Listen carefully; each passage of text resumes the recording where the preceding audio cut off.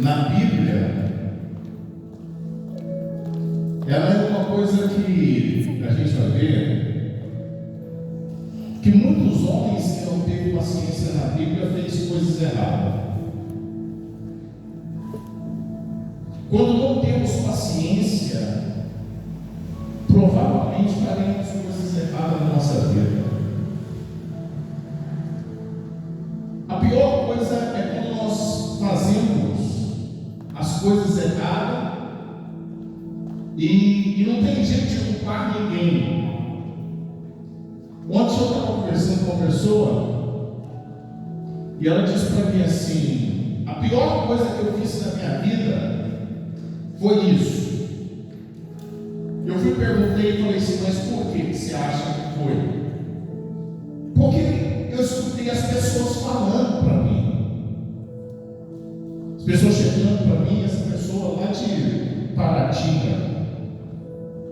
Eu escutei as pessoas falando comigo, e hoje a minha vida virou um inferno. Olha para você ver como ela falou. A minha vida virou um inferno. E eu fiquei assim, prestando atenção no que ela estava escrevendo e pensando numa resposta. Quando uma pessoa chega a dizer que a vida dela virou um inferno, é um sinal que essa pessoa não conhece o inferno. Quando eu digo que a minha vida virou um inferno, é sinal que eu não conheço o inferno. Eu já ouvi falar dele, como você também já ouviu. Por que nós falamos que a nossa vida virou um inferno? Esse menino tormenta a minha vida. Esse homem faz da minha vida um inferno. Não é assim que a gente faz? De onde surgiu essas palavras?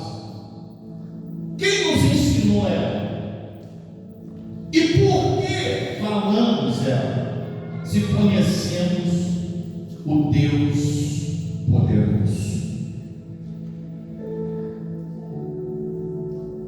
Por que nós não temos domínio sobre isso?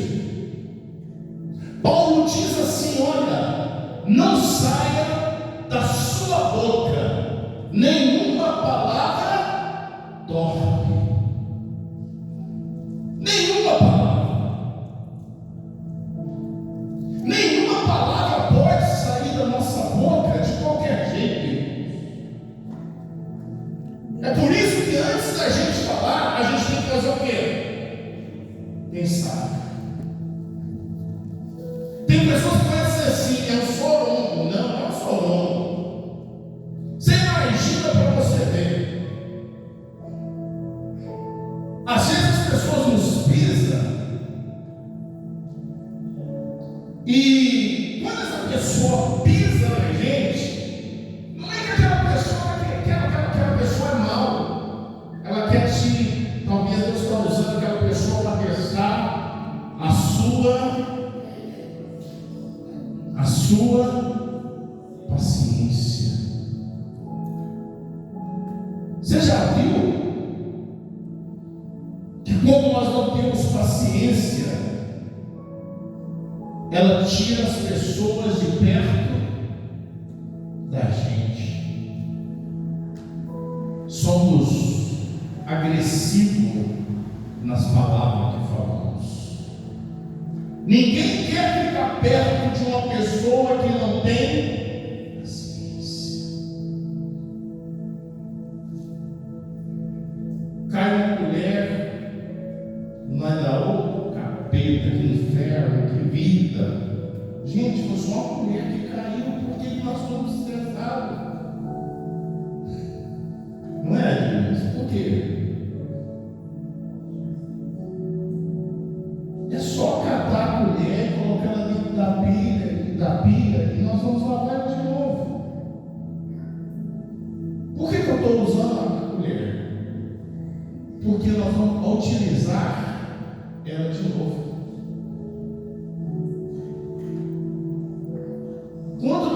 conseguimos utilizar a nossa falta de paciência. Você sabe como é que ela começa? Eu vou te explicar. Ela começa quando a gente anda com pessoas erradas. Você já viu que tem menino, adolescente, que a mãe da gente traga ele assim, por exemplo assim, a mãe da gente tem um raio-x dele. A mãe da gente já olha, já tem um raio-x. O que ela fala? Não manda que esse menino ele não vai chegar sobre o problema, não. Aí a gente olha para ele e fala, não, a senhora é chata, hein? Como que nós falamos isso para a nossa mãe, porque ela é chata? Como que nós falamos que ela é chata? O primeiro versículo diz o quê? Lê, Jesus. Só 40. Só 40. Esperei com paciência no Senhor, e Ele se inclinou para mim e ouviu o meu clamor. Então, peraí. O salmista Davi está dizendo que esperou como? Então, a nossa falta de paciência é que nós não conseguimos o quê? Esperar. Então, o nosso maior problema não está na paciência. O maior problema está onde? Não conseguimos esperar. É tanto que a gente não consegue esperar que quando a gente é criança, que a gente tem 3, 4, 5 anos, a gente fica assim, eu quero ter 18 anos para não sair de casa. Não é assim ou não é? Eu quero sair dessa casa, porque eu não aguento mais essa vida. Isso é o quê? Falta de paciência. Mas o homem que tem paciência, ele prospera. Por exemplo, se a gente for olhar biblicamente, quando Davi fala que esperei, esperar quer dizer não tem tempo, não tem hora, não tem dia, não tem mês, não tem anos. Vai passar tempos e você tem que fazer o quê? Esperar. O maior erro, Pedro, de Abraão foi qual? Não esperar. Mas o problema não foi dele. O problema foi da mulher dele. Ela não teve paciência de esperar uma promessa que Deus tinha feito a ele. Deus olhou para ele e disse assim: você vai ser pai da multidão, certo? Deus não mente. Só que o tempo foi passando. O tempo foi passando para Abraão, mas o tempo não foi passando para Deus, não, meu irmão. O tempo passa para nós, mas para Deus o tempo não passa. Não tem dia para Deus, não tem noite para Deus. Não tem. Às vezes eu estou deitado na minha cama e fico pensando que a gente fica querendo pensar tudo que Deus pensa, né? Aí você fica pensando assim, será que o que Deus está pensando agora ao meu respeito? Não é nem o respeito dos outros, é o respeito da gente. Aí você começa a fazer um check-up da sua vida. Repete comigo, começa a fazer um check-up da minha vida. E eu vejo o tanto que eu erro.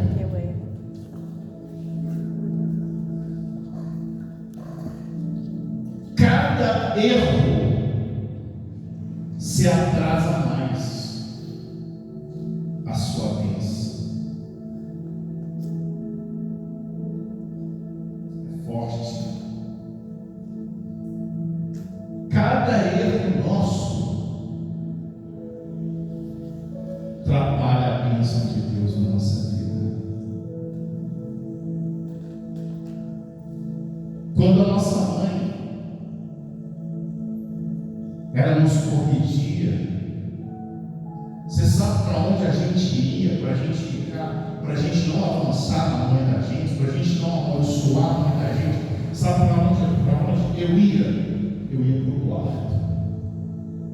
E dentro do quarto eu chorava, mas eu chorava de raiva. Não tinha paciência e apanhava por isso. Eu apanhava por isso, por não ter paciência. A Bíblia diz que Deus fala para Abraão: eu vou te dar, tá certo? Só que a pressão da mulher de Abraão faz ele tomar atitudes erradas. Então, na nossa vida, as pessoas fazem nós tomar atitude errada. Por exemplo, quero sair da igreja, certo? Quero sair da igreja. Mas para sair da igreja, eu não quero sair sozinho. Eu vou na casa do cara mais fraco que tem dentro da igreja. E sabe o que eu faço lá? Começo a tirar a paciência dele e colocar ele nervoso contra a igreja, dizendo que a igreja não presta, que o pastor não presta, que os obreiros não prestam, que ninguém não presta. Aí você começa a falar assim: você sabe que é mesmo? Eu não tinha observado isso. É só não é? Mas quem tem paciência diz assim: ei, eu não quero entrar nisso. Essa guerra é de Deus. Aí ele diz: eu esperei com paciência. Então, o primeiro passo dessa mensagem é você aprender a esperar. E esperar dói. Sabe quantos meses nós ficamos dentro da barriga da mãe da gente? Todo mundo sabe, 9 meses. E a gente é tão afobado que a gente começa a chutar a barriga da mãe da gente. Né? Eu lembro quando meus meninos estavam do vento da mãe deles. Olha que eu chegava no serviço assim, eles estavam lá dando murro, dando chute, virando aquele negócio. E você falava assim: meu Deus, será que isso dói? Não. Quer dizer, não tinha paciência, porque ainda faltava um tempo para ele sair dali.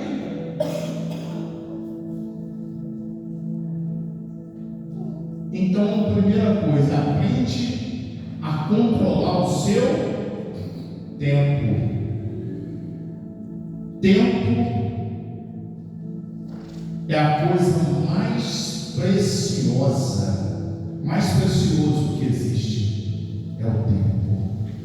Ninguém tem tempo. Vou na igreja não porque eu estou ocupado. Não vou fazer isso não porque eu estou ocupado. É falta de tempo. Se nós não temos tempo para Deus, nós vamos ter tempo para quem? Para Mamon.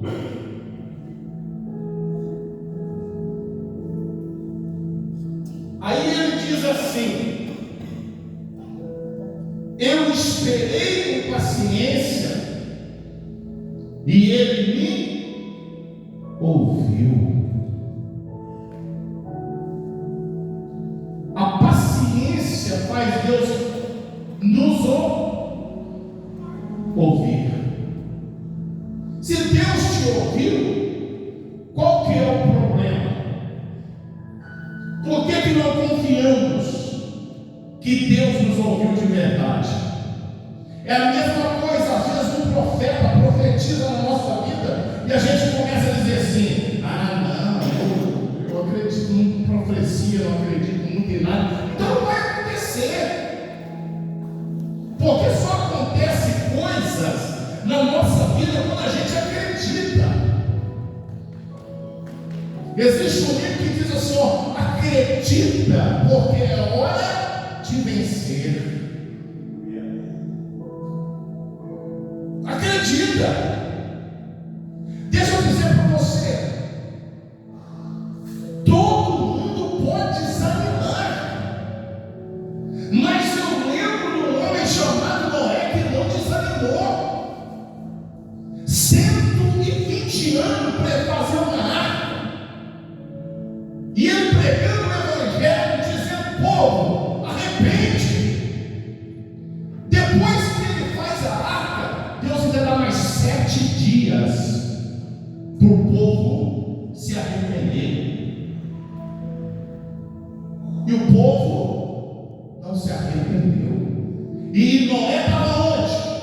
Já estava dentro da arca.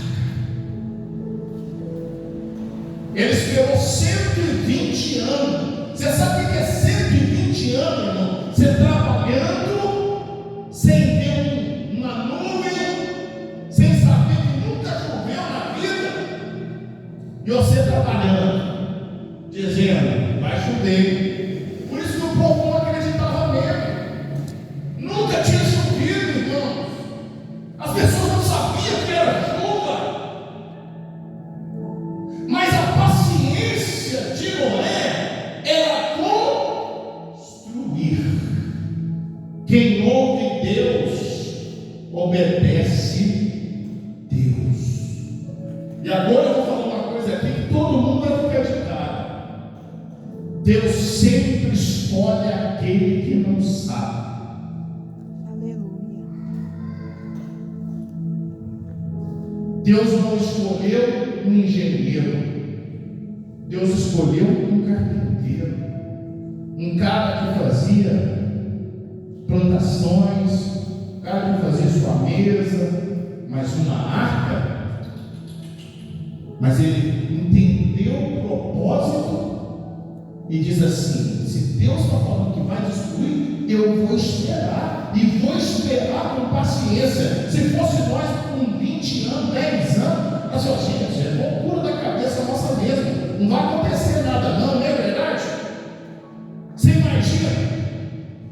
Deus falou com a gente, e naquele dia venceu os 120 anos e os 7 dias. Aí de repente você começa a olhar e fala: oh, estamos molhados esse negócio aqui, e começar a passar os pés e dizer assim: o que eu vou fazer da minha vida? Porque ele me avisou. O que Deus falou não faça, não faz. Mas o que ele fala faz, porque é verídico. É verídico que Deus fala. E esses dias eu estou com essa palavra todos os dias no meu coração. É quantas vezes Deus fala conosco. Quantas vezes você escuta Deus por dia?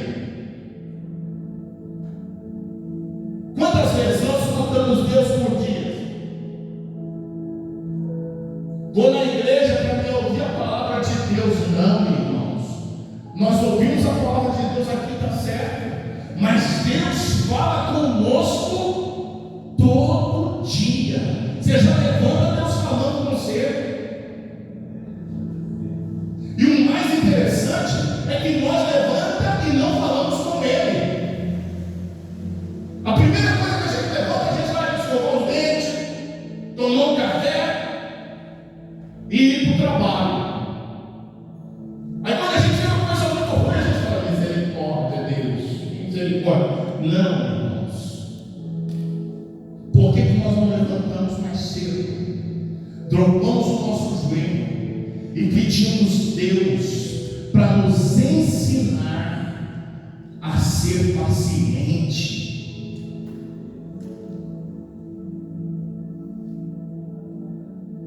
Aí no versículo 2 é uma coisa interessante. Pode ler. Tirou-me de um lago horrível. Tá, depois da paciência, Deus tirou ele da onde?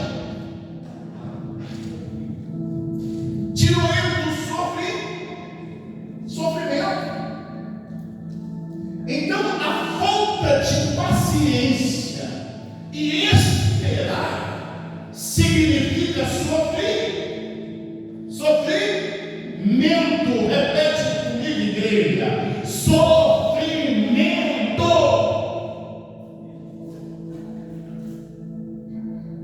Quando nós estamos sofrendo, é porque o erro não é Deus, o erro está na gente. Os nossos sofrimentos não vêm de Deus, vêm de nós. Prova o que o homem planta, ele colhe. Se nós plantarmos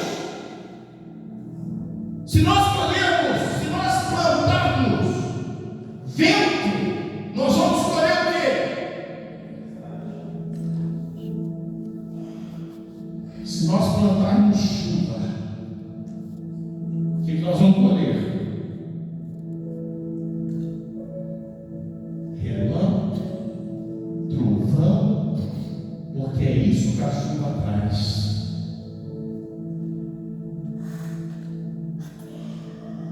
Ele tirou a gente da onde? De um Lago. lago horrível. Horrível. Então quer dizer que não é bom. Não é bom. Não é bom. E não é bom provocar a ira de Deus.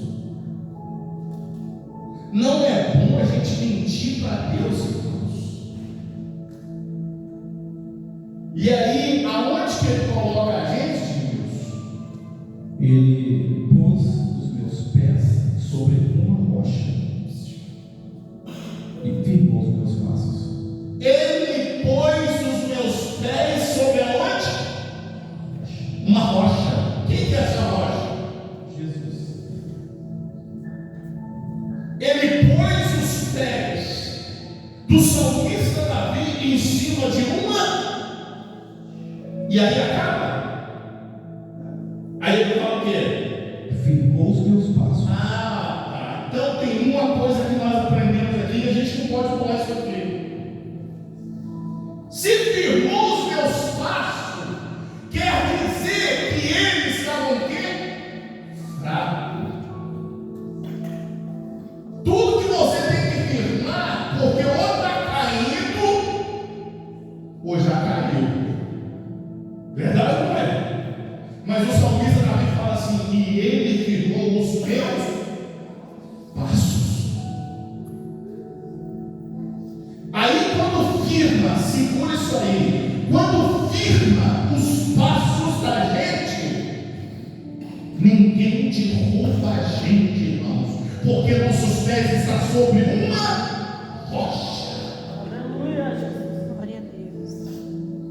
Quando você tem confiança, quando você acredita que os teus pés estão sobre uma rocha, ninguém pode derrubar um homem que está em cima de uma rocha, não, irmãos. Ninguém pode derrubar. Sabe por quê? Porque é Jesus que é essa rocha firme. Ele firma os nossos pés nessa rocha.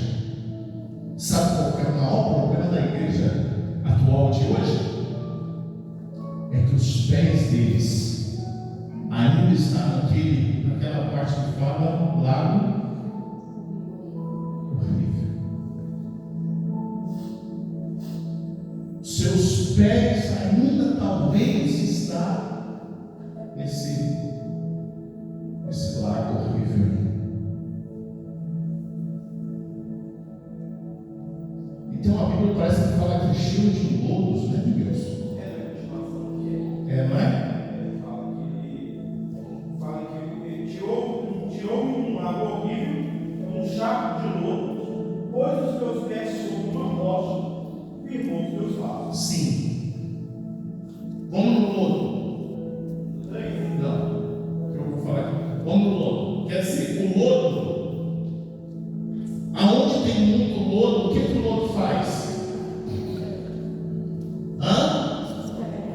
Escorrega.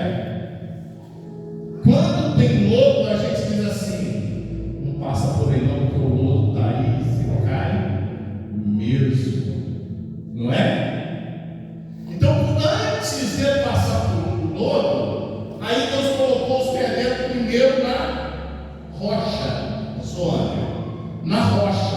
Por quê? Na rocha ele podia passar por lodo, porque não ia cair. Por quê? Porque a rocha, Jesus Cristo, não deixa o homem cair nem para a direita, nem para a esquerda, porque Ele nos protege quando temos a tal paciência. Aleluia, glória a Deus. A tal paciência.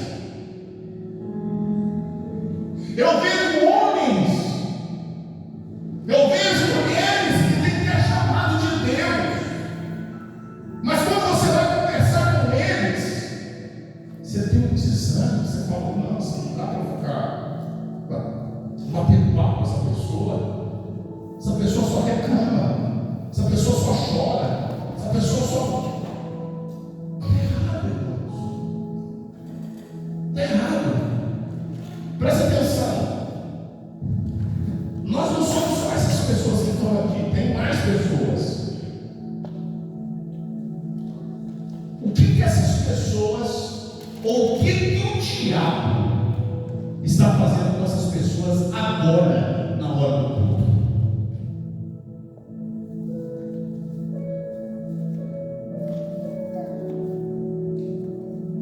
O que o diabo colocou no coração deles?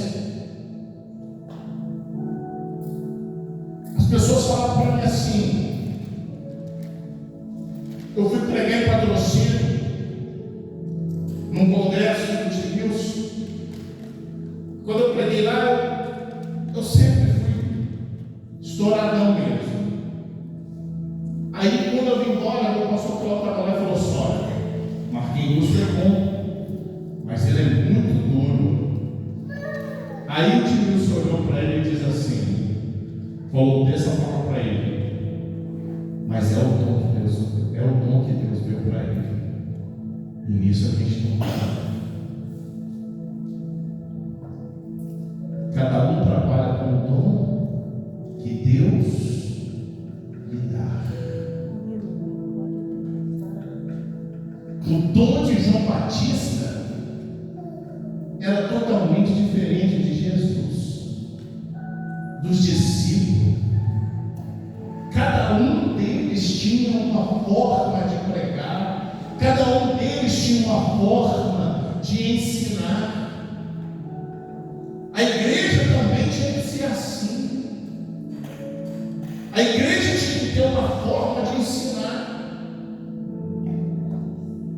Estava vendo lá os meninos no sábado aqui, e eu fiquei pensando, estava vindo de Belo Horizonte, e eu comecei a assim, pensar como que as coisas de Deus é tremendo. Por exemplo, quando ele veio para a igreja, não sei se eu posso falar isso, mas depois você puxa a minha orelha. Ele disse assim: eu não acredito, pastor. Eu queria acreditar nisso que vocês falam, mas eu não acredito nisso. Eu falei: gente, mas que cara que está me dando trabalho é esse? Ele: não, vocês falam de Deus. Eu vejo lá a igreja sentindo o poder de Deus e eu não sinto nada.